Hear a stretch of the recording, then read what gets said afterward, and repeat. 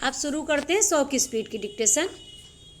Ready, 1 2 3 start.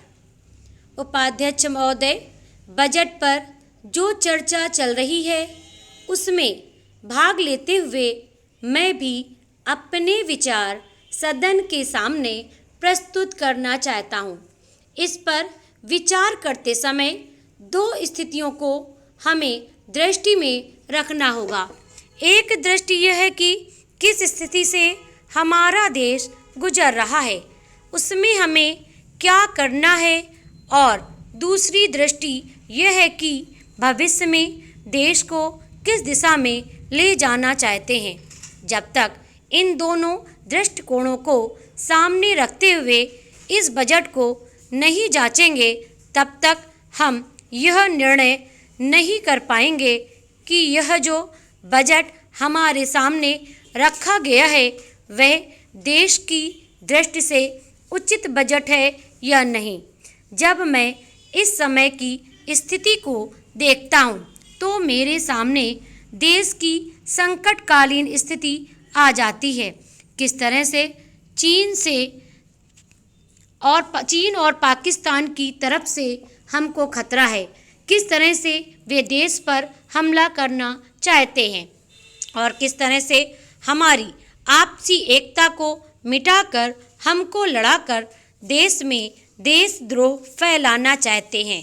इसके साथ ही साथ जब मैं पिछले बजट को सामने रखता हूँ तो मुझे यह कहना पड़ता है कि आज का बजट चाहे जिस स्थिति में भी रखा गया हो, बहुत सुंदर बजट है।